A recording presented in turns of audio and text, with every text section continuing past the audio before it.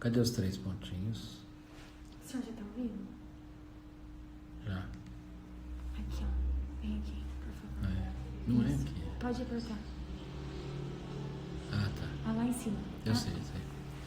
Oi, gente, tudo bem? Tudo bom? Boa tarde.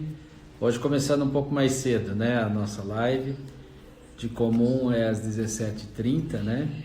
Hoje a gente está começando às 17h.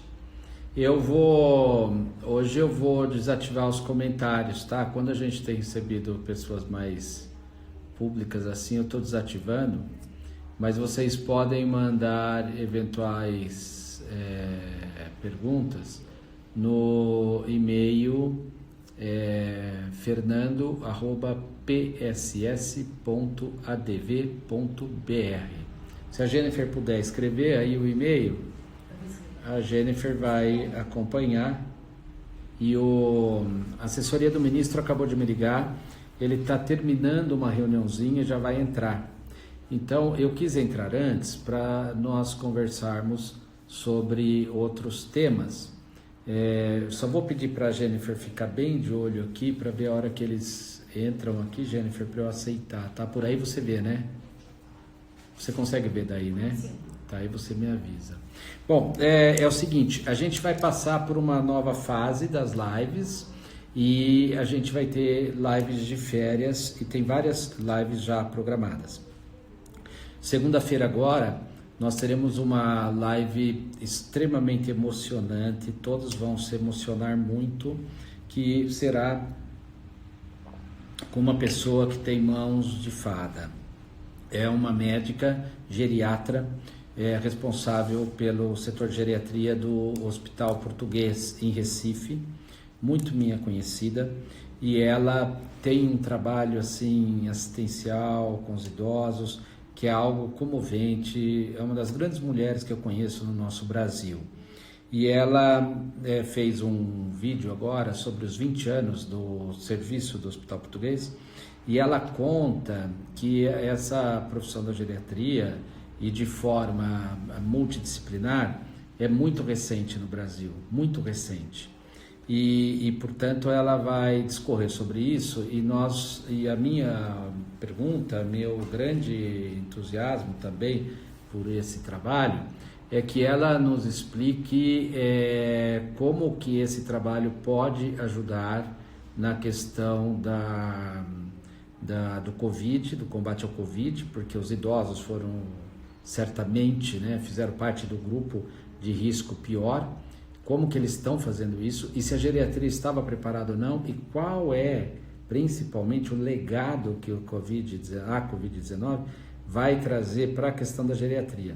Mas o depoimento dela é emocionante, é uma coisa assim extraordinária e nós vamos entrar, fazer essa live juntamente com o patrocínio do Diretório Acadêmico do Direito e o Diretório da Medicina. Então, o Diretório Acadêmico do curso de Medicina da Uniara também ficou muito entusiasmado com o tema e nós vamos trazer também profissionais da saúde, porque nós temos que efetivamente conscientizar os profissionais da saúde. Então, eu aconselho você a não perder, em hipótese alguma, a live de segunda-feira, com esta mulher extraordinária, Maria do Carmo Lencastre, do Hospital Português de Recife. É uma mulher internacional e vai nos trazer aí coisas extraordinárias para a nossa reflexão, como tem sido, né? Também eu vou fazer umas lives mais leves de férias, vamos falar sobre viagem. O Beto Ambrósio, que viajou a América Latina inteira de bicicleta, aceitou fazer uma live conosco. Então, acho que vai ser muito legal, ele falando sobre a nossa América Latina tão sofrida, né? E nós vamos discutir com o Beto Ambrósio logo mais. Vamos também ter uma coisa interessantíssima que eu queria conversar com vocês.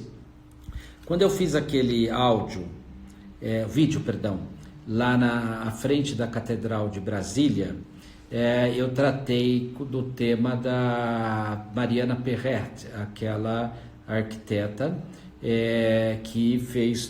que salvou, né, a habitabilidade da nossa catedral. E a Mariana Perretti, pouquíssima gente conhecia.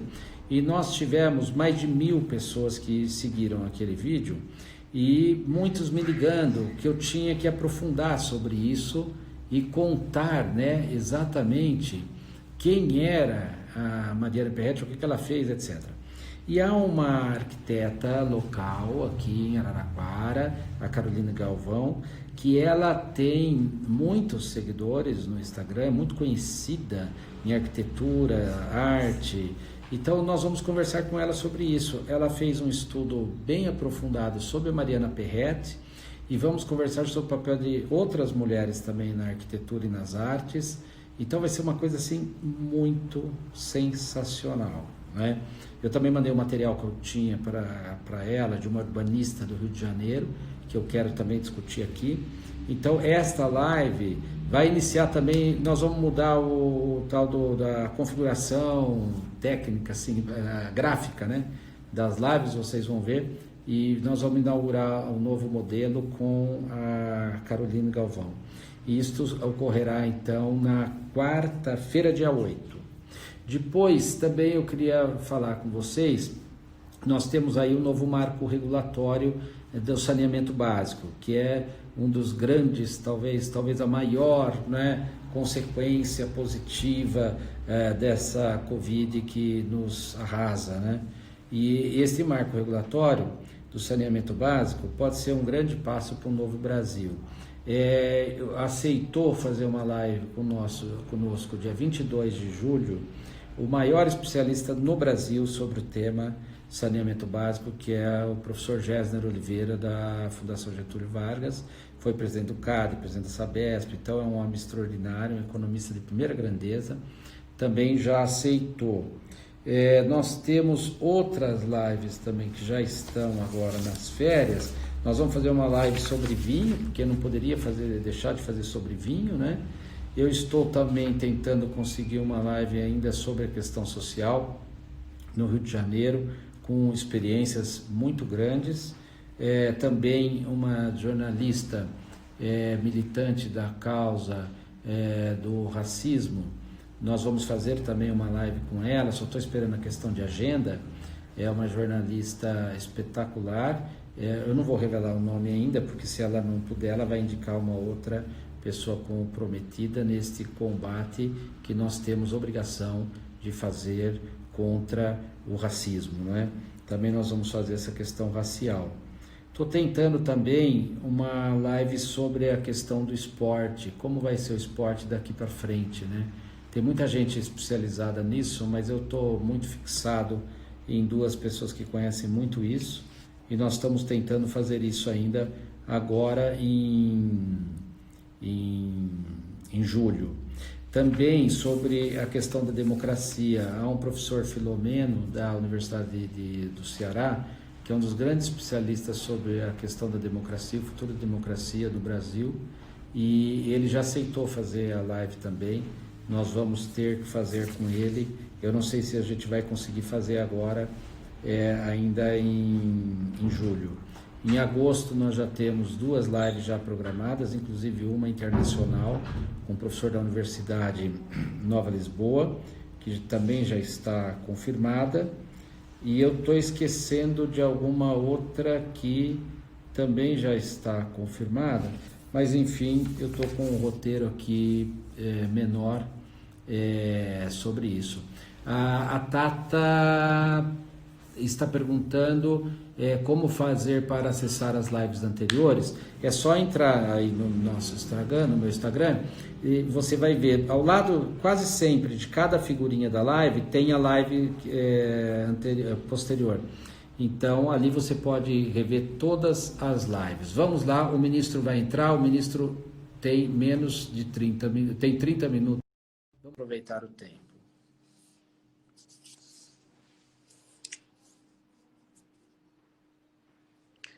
Precisa desativar.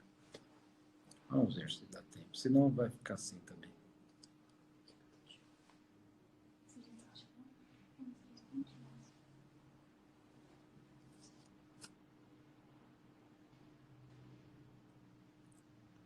Estamos aguardando. Ele já pediu a autorização para entrar. Olha lá, o ministro está falando boa tarde, mas ele não está aqui conseguindo entrar. Está aguardando.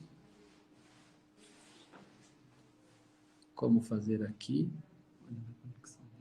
Está aguardando a conexão do ministro. Boa tarde, ministro. Vamos fazer daquela forma. Eu vou inverter, eu vou convidar aqui, né? Aqui? Tá. Só aqui. Ah, tá. Vamos ver agora.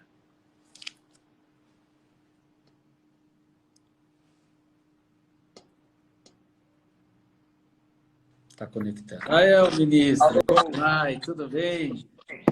Que alegria. Tudo bom, Fernando? Uma honra muito grande recebê-lo. E eu sou meio gauchês também, então eu fiquei de saudá-lo com bar, né, Bate? Uma alegria tê-lo aqui no nosso Instagram. Ministro, eu sei que a agenda do senhor é agitada, não é? Então, nós não vamos ter oportunidade de ficar 1 hora. Eu combinei com a assessoria do senhor 30 minutos. E, se der, o senhor dá uma colherzinha de chá.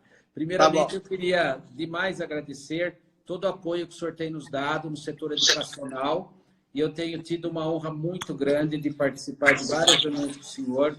E o setor educacional privado tem conseguido do senhor, e certamente o público também, é que eu atuo na NUP, né? E na Mies, que agora o senhor até é o nosso padrinho, né, da nossa nova instituição, associação. E eu queria muito agradecer e dar esse testemunho público e como o senhor tem nos ajudado. Mas, ministro, nós fizemos 3 lives sobre a questão social. Com a doutora Carla Risser, nós começamos, que é uma juíza federal, que tem estudado o combate à miséria, à desigualdade social no mundo todo, em universidades estrangeiras também. Depois falamos com a doutora Berenice Janella, que é a secretária da Promoção Social lá de São Paulo, que é da minha turma na São Francisco, e ela também contou um pouco como que é o dia a dia de conviver com esses excluídos da nossa sociedade, que a sociedade relegou, né, a segundo plano, ou terceiro plano. E depois falamos sobre o emprego com a desembargadora doutora Cristina Mattioli. Não podia faltar a gente entender a questão dos programas sociais, porque tudo isso a gente acaba discutindo muito na teoria, né? E na prática, quem vive esta realidade acaba sendo o Poder Executivo. E eu tenho visto no senhor um grande entusiasmo para resolver ainda mais essa questão dos programas. Então, a minha primeira questão seria perguntar a Vossa Excelência se esses programas sociais são programas de governo ou são programas de Estado. Porque eu sinto que eles foram muito manipulados no passado com o medo, espalhando medo na sociedade de que eles poderiam ser terminados, né? Então, eles são programas de governo ou programas de Estado?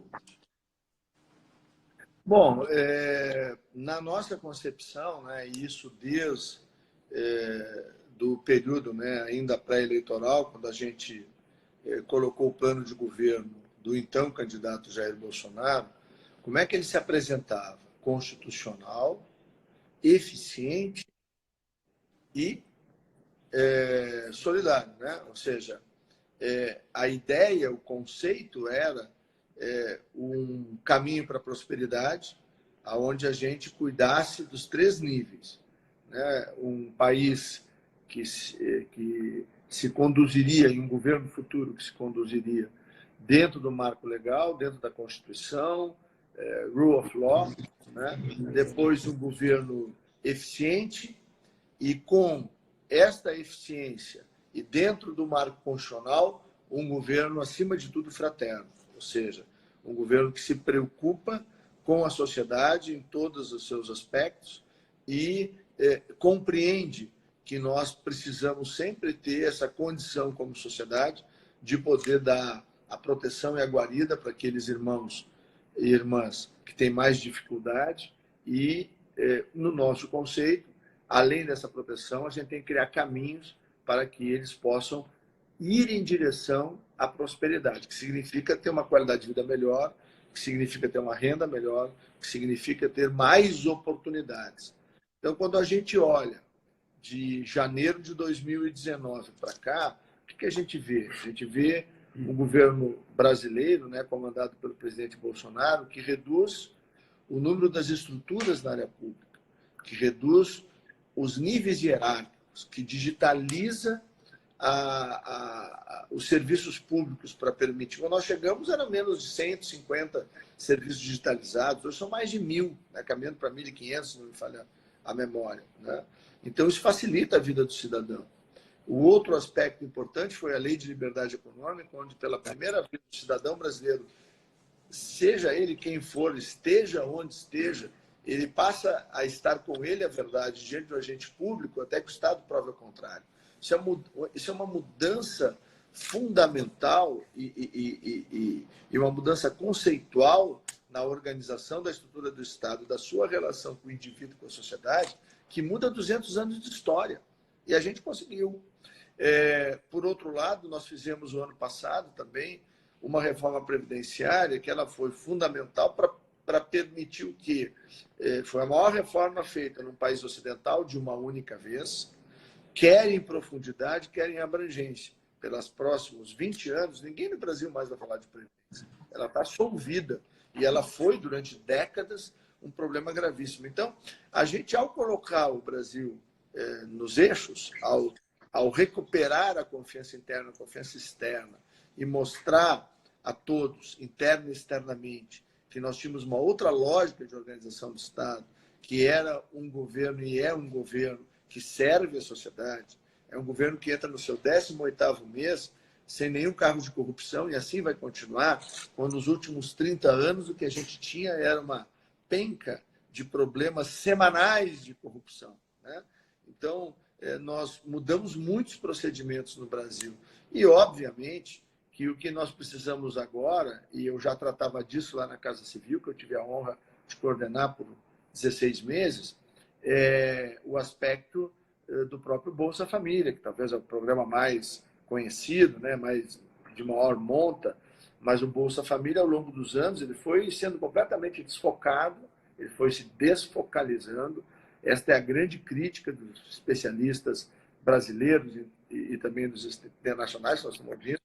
Desde novembro do ano passado, que a gente, lá no Centro de Governo, que está na Casa Civil e que é tocado hoje de maneira muito competente pelo general Braga Neto, a gente já tinha preocupação, estava aqui nesse local onde eu estou hoje, na Cidadania, o ministro Osmar Terra, nós já discutimos as mudanças, sair de um programa que durante muito tempo foi uma pescaria eleitoral, para transformar no programa de renda mínima, onde a gente tem o mérito introduzido no programa, onde a gente tem a capacidade de dar segurança para o participante do programa, que ele pode sim ter uma carteira assinada, que ele pode evoluir, né, social e profissionalmente, e que isso não vai trazer risco a ele de daqui a pouco perder aquela oportunidade de estar no programa, aí voltar para uma fila, e aí demorar para ser reinserido, ou seja, mas tudo isso a gente hoje trabalha com muito afinco, porque isso é uma coisa, sem dúvida nenhuma, do Estado brasileiro. Não pode ser uma marca de um governo. E um outro aspecto importante, né? O próprio presidente Bolsonaro foi muitíssimo acusado ao longo do período eleitoral de que ia acabar com o programa, o senhor lembrou isso agora, e nós, na verdade, o presidente pagou, inclusive, o 13º, né?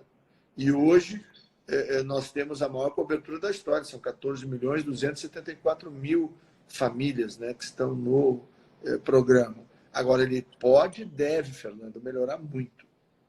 Porque isso que eu queria, porque outro dia eu tive uma palestra, eu vi uma palestra do ministro Osmar Terra, antes do senhor assumir, e eu fiquei impressionado ele falar do BPC, né, o benefício de prestação continuada, que movimenta muito mais dinheiro, infinitamente mais dinheiro do que o Bolsa Família. É isso mesmo? Ou eu não entendi bem? É o dobro?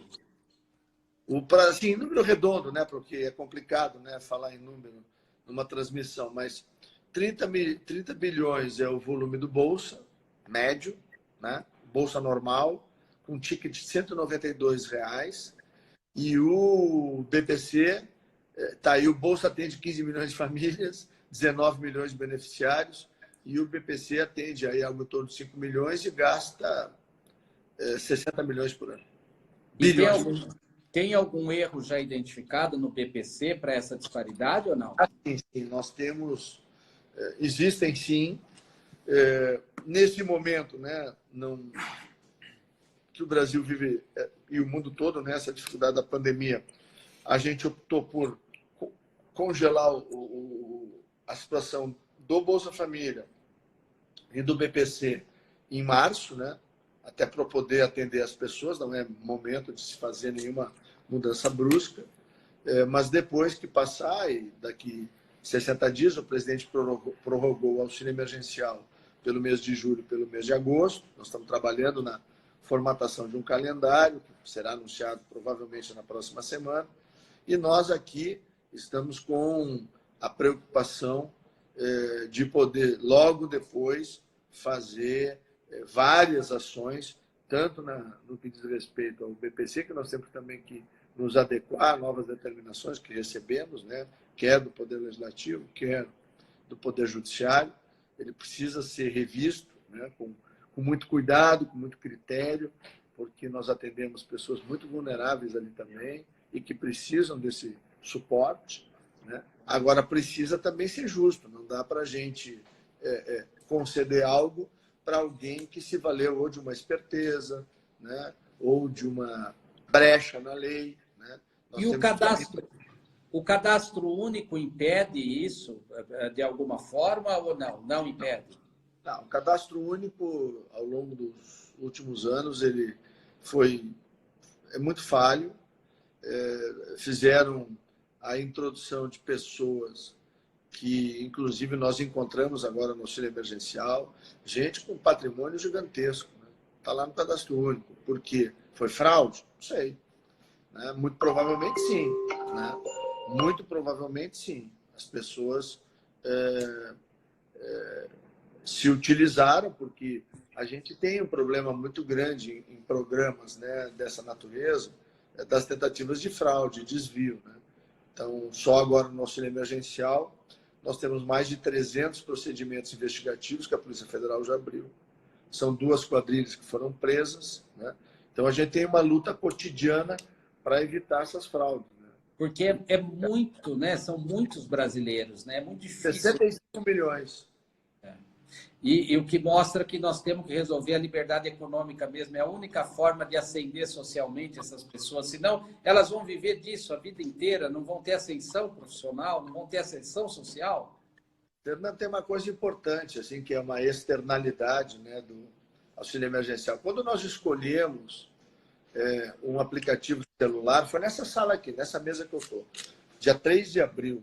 Nós estávamos naquele período, nós ficamos angustiados, ansiosos, porque era uma decisão corajosa. O Brasil foi o único país do mundo que escolheu encontrar, né, os seus mais vulneráveis através de meio digital. Né? Por exemplo, os americanos emitiram aí mais de 120 milhões de cheques. Tem uma matéria da Bloomberg da semana passada dizendo que 1/3 ou não foi sacado ou não chegou. Né? E também é do final da semana passada, uma matéria, não lembro quem foi o veículo, que... Correio Brasiliense, né? 1 milhão de cheques foram enviados a pessoas que já eram falecidas. Né?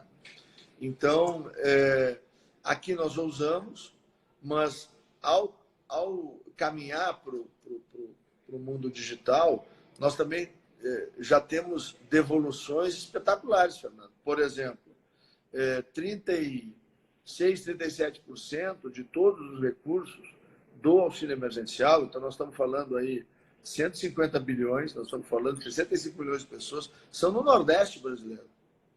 Se tu somar com o Norte, nós vamos a 43%, quase 44%, mexendo ali nos quebradinhos. O que isso significa?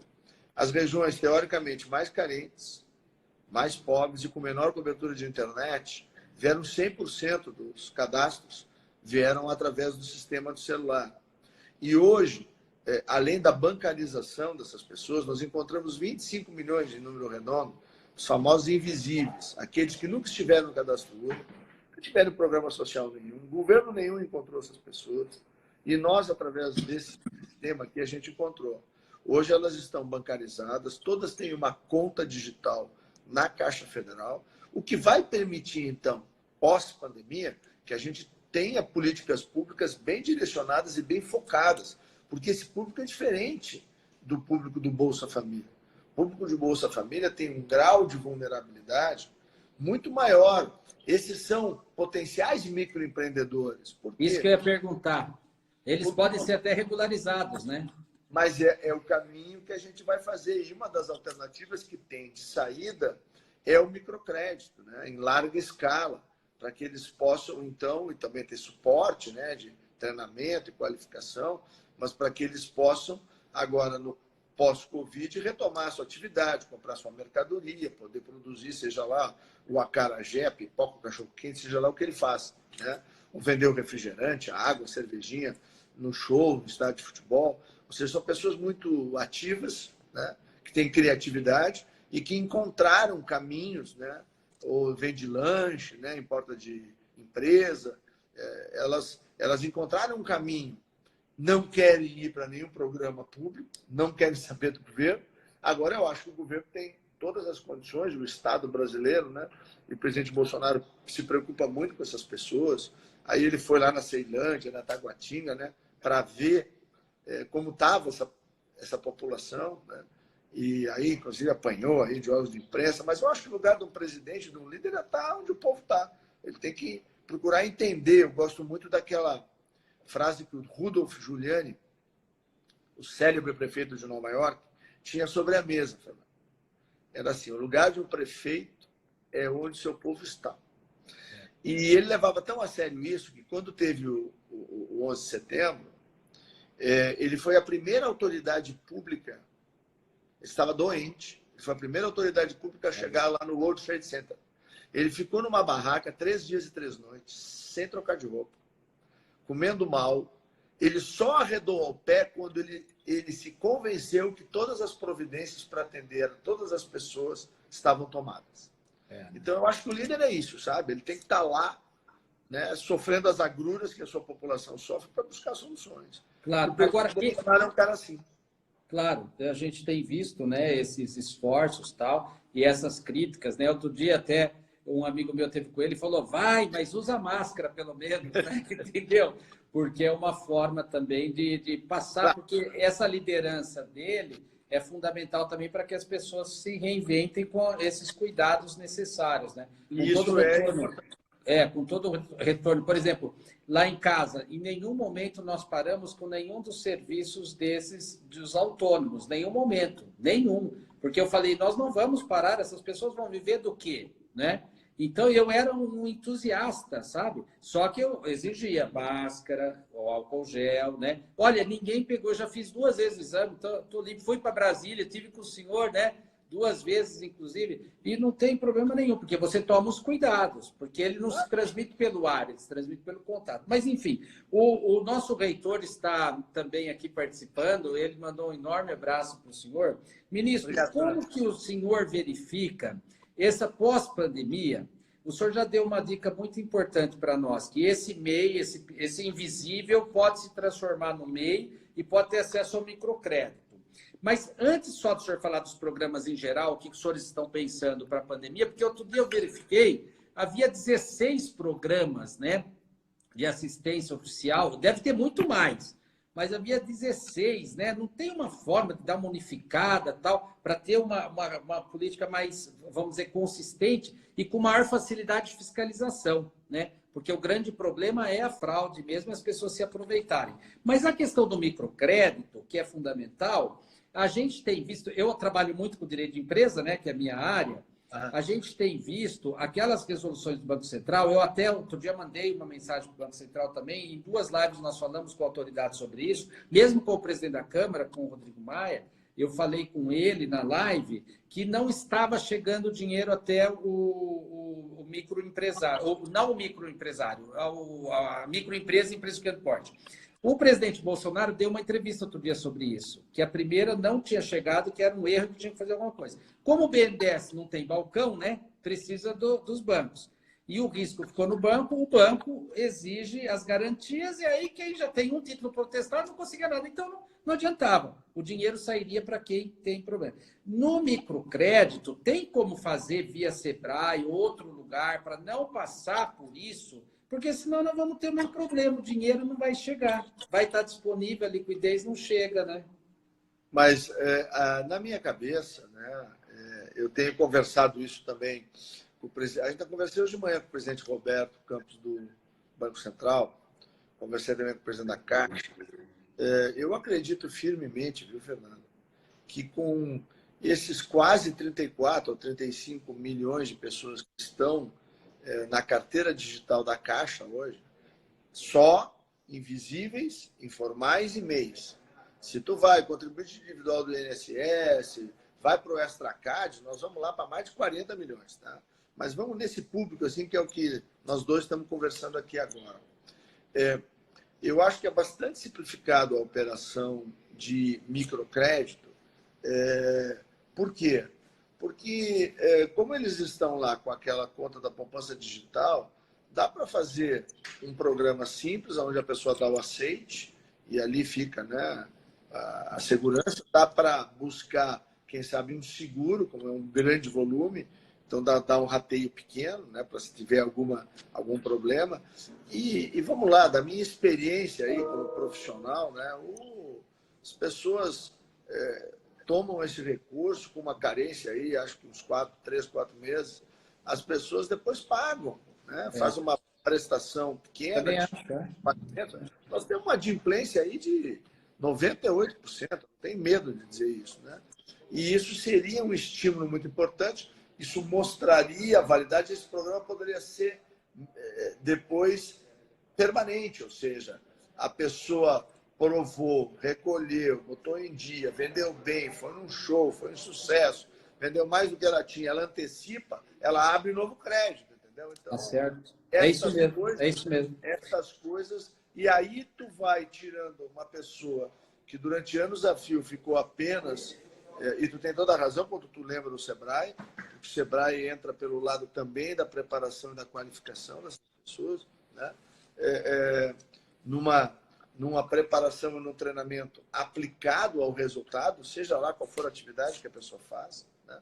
Então, eu vibro muito e tenho muito entusiasmo com essa ideia da gente ter o microcrédito simplificado, facilitado.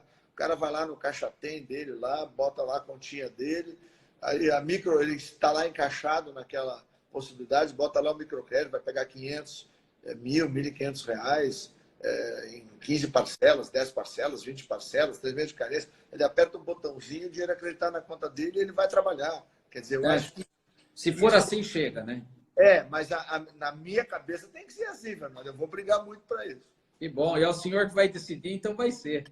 Agora, o presidente do Banco Central tem acompanhado os relatórios semanais e o último relatório do Banco Central agora já mostrou que o novo dinheiro chegou mais fácil agora ao número maior de empresas. Eu tenho acompanhado e eu vejo um esforço muito grande que chega. Nós fizemos a última live, ministro, com a doutora Cristina Mattioli, e ela deu essa diferença, ela demonstrou essa diferença do que o Brasil fez pelo emprego, realmente usa não só auxílio emergencial, mas também aquela ajuda na folha de pagamento, foi uma coisa que os Estados Unidos não fez aquilo e realmente ela mostrou, porque ela viveu lá, né? Ela estudou em Harvard, ela mostrou as diferenças e que o nosso, ela chama do melhor programa do mundo. E ela é a partidária, tudo, entende? Ela estava analisando tecnicamente.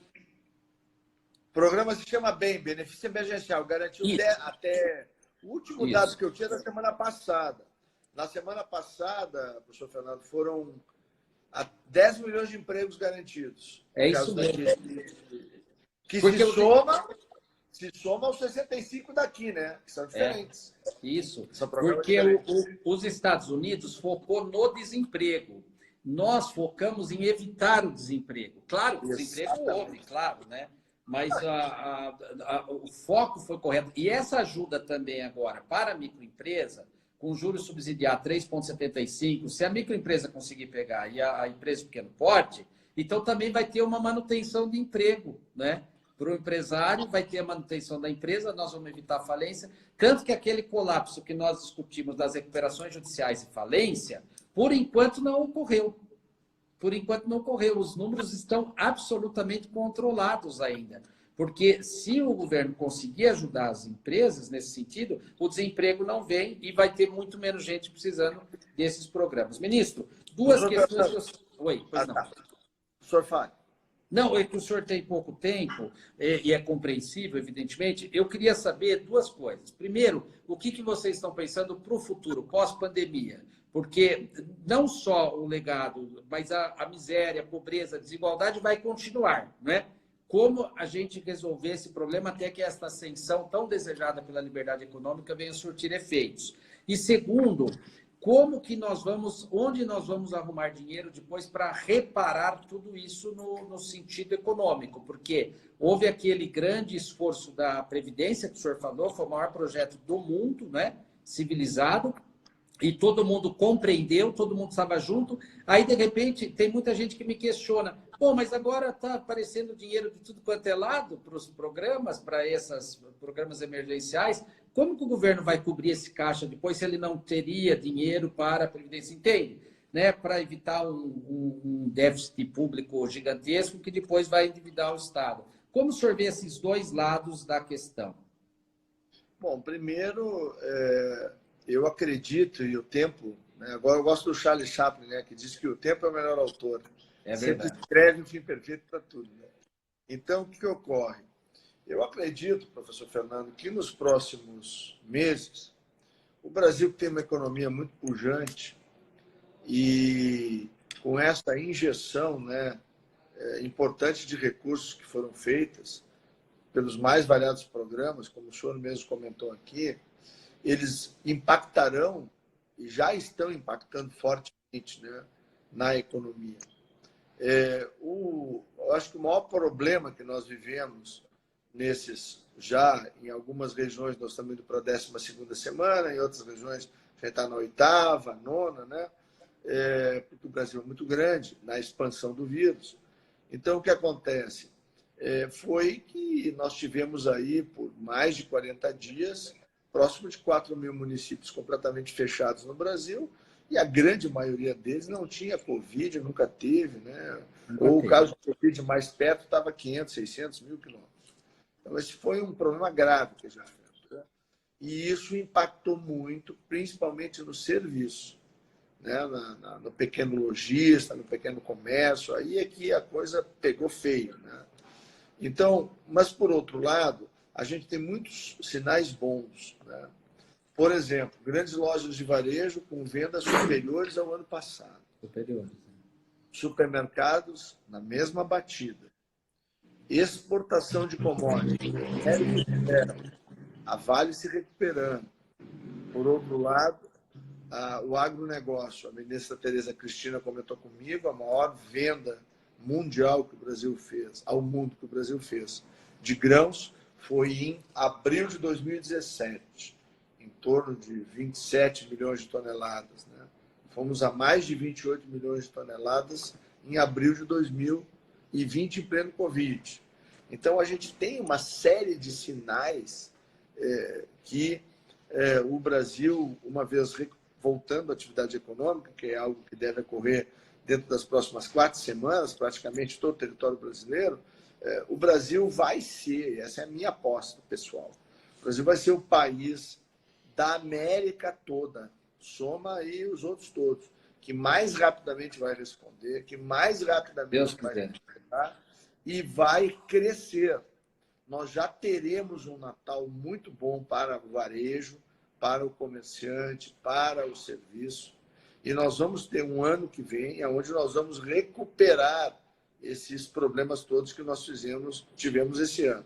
Para nossa sorte, no ano passado, nós arrecadamos no PPI R$500 bilhão de investimentos internos, de investidores internos e externos, que estão sendo aplicados, uma boa parte já esse ano, quase 30%, em obras de infraestrutura. Isso gera emprego, produção industrial, renda, né? Nós estamos falando aí de óleo, estamos falando de gás, estamos falando de ferrovia, né? Estamos falando de porto, ou seja, são linhas de distribuição, né? Agora o marco do saneamento também vai trazer muito. Não, né? mas isso já está do ano passado. Tá. E vai ser aplicado, uma boa parte aplicada nesse ano. Nós temos agora para o segundo semestre um conjunto bem grande de leilões e que vão acontecer, até porque há uma reacomodação mundial, né? Uma série de empresas que operam, por exemplo, hoje na Ásia, que querem se realocar no mundo, né? Querem buscar novos mercados. E o Brasil é, sim, o país que mais atrai, quer pelas suas condições, né, intrínsecas, quer pelo portfólio de projetos que ele tem na área de infraestrutura e outras áreas, quer pela segurança que hoje as pessoas têm, ao saber que tem um governo que respeita o investidor. Então, o ano passado, na coordenação do PPI, eu tive a oportunidade de viajar por vários países do mundo para levar a mensagem do Brasil, e o que a gente recolheu é muito entusiasmo do Brasil. Vou dar um exemplo. A Ferrogrão é uma ferrovia vital para o Brasil. Por quê? Porque ela vai nascer ali no Centro-Oeste e vai permitir que a produção de grãos do Centro-Oeste, que é o grande celeiro brasileiro, saia lá pelo Pará, e o que vai acontecer? De lá, ela vai para o mundo todo. E ela vai ter uma redução de mais ou menos em torno de 40%, talvez até 50% do custo logístico brasileiro, que é algo espetacular. É uma ferrovia tecnicamente chamada de Greenfield, porque é do zero até a inauguração dela, 3,1 bilhão de dólares de investimento, então a gente já vê o tamanho do investimento, 60 anos de concessão para que o investidor recupere. Há um ano e pouco atrás a gente não tinha ninguém. Eu tenho certeza que o leilão vai ocorrer agora no segundo semestre, que lá os chineses, os árabes, os russos e consórcios europeus, com participação de americanos também, vão disputar. Vai ser disputadíssimo esse leilão. O Brasil vai ganhar uma ferrovia vital e nós já viemos trabalhando na mudança do modal brasileiro. Nós, durante 7 décadas, foi basicamente em cima de caminhão. Já com as mudanças do ano passado, nós já estamos com 15% no modal logístico e ferrovia. Quando terminar 2022, se tudo correr bem, o Brasil vai estar entre 30% a 35% no modal ferroviário.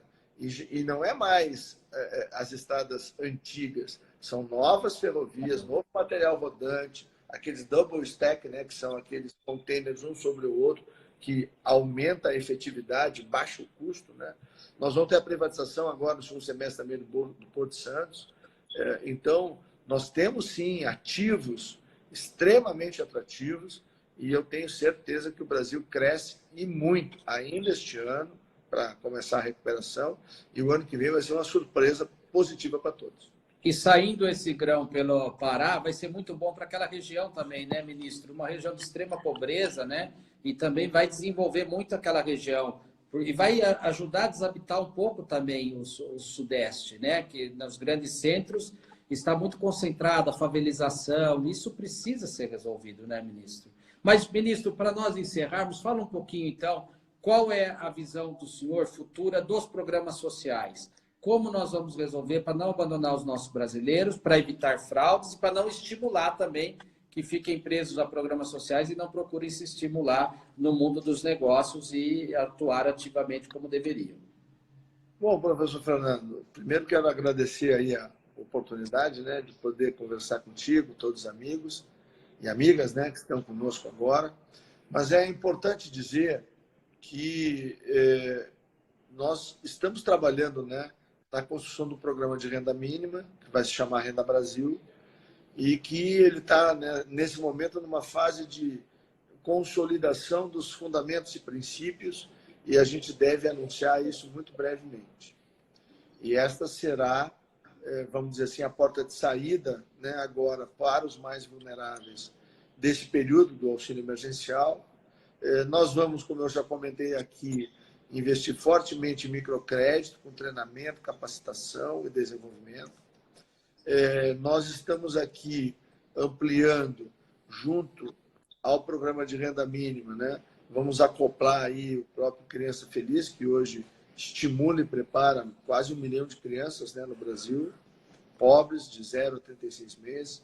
Aí junto vai vir uma ação em cima das crianças até 5 anos e 11 meses para melhorar o desempenho escolar, dar condição de que a criança pobre, vulnerável brasileira chegue na escola com a mesma capacitação, com a mesma aptidão cognitiva que os nossos filhos e os nossos netos, e aí em 2 ou 3 meses já seja alfabetizado e construa, né,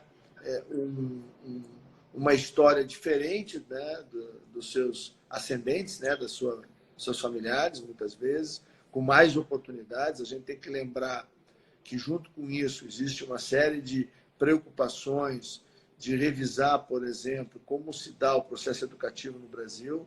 Se a gente olhar uma sala de aula de 1920 e olhar uma sala de aula de 2021, elas, lamentavelmente, tirando a roupa das pessoas e a decoração da sala, elas são muito parecidas. Continua lá o quadro negro, o giz, o guspe e a decoreba. E o mundo que a gente está vendo descortinar na frente, ele exige outras coisas, outras capacidades, né? Eu me lembro, eu organizei e levei o então deputado Jair Bolsonaro a uma viagem ao Japão, a Taiwan e a Coreia do Sul. E o que ele assistiu lá? Ele assistiu no Ministério da Educação japonesa dizer à Secretaria Nacional de Educação Básica que eles tinham mudado completamente a estrutura do currículo das séries iniciais para fazer desde a pré-escola, desde do jardim, fazer um trabalho de estimulação para o desenvolvimento da criatividade dos japoneses, das crianças japonesas. E por que eles faziam isso? Porque eles chegaram à conclusão que dentro do que é a mecatrônica, a robótica, eles tinham chegado ao limite. Eles sabem tudo o que precisam. E eles chegaram à conclusão que eles precisam de inteligência artificial. E aí eles precisam de cérebros criativos para poder desenvolver todo o potencial que essa área tecnológica tem. Então, imagina um país como o Brasil, eu desconheço crianças mais criativas que as nossas. O que nós precisamos, na verdade, é ter uma escola que atraia, que tenha bons conteúdos, que faça o básico, mas que desafie intelectualmente essa criança, que desafie essa criança para que ela possa, ao concluir o ensino básico, ela já ser diferente da geração anterior. Porque isso vai fazer com que o pobre possa transformar a sua vida. Claro, e ela ter vontade de ir na escola, né, ministra? Ela vai na escola ver aquele tipo de ensino que não tem nada a ver com a vida dela, não diz nada para ela, né? É preciso passar por uma reformulação. Eu tenho dito, sabe, ministro, que para mim, né, pela minha formação, o caminho é a liberdade econômica, porque é a única forma de gerar. Eu tive na Fundação Heritage Foundation, levei 3 deputados federais, né, na comitiva, quando eu estava trabalhando ali com o Código Comercial, né? Nós fomos 3 deputados federais lá e nós vimos os países que têm liberdade econômica não têm tanta desigualdade, têm mais emprego, etc, etc. Então, esse é o primeiro ponto. O segundo ponto é educação básica. A educação básica brasileira é uma vergonha. É uma vergonha. Somente para os filhos, realmente, daqueles que têm, né, condições. Então, e tem tanta gente boa, né, na área da educação, há professores tão maravilhosos nesse país todo, né? Se tivesse um programa de reciclagem, etc., para trazer essa criança, os professores, né, têm que voltar a ser os professores, né, idealizados pela sociedade, né? Ministro, parabéns pelo trabalho. Obrigado. Quando tiver novidades para dizer para todos nós, esse WhatsApp fica permanentemente, então ele logo já passa de mais de 1000 pessoas e as pessoas vão passando para frente, né? E vamos discutir essas políticas como políticas de Estado, porque todos nós somos passageiros, né, ministro? É verdade. O que fica é esse interesse e esse amor pelo povo brasileiro. Amém. Muito obrigado. Muito obrigado. Até a próxima oportunidade. Fica com Deus. Obrigado. Amém. Boa sorte. Bom trabalho. Obrigado.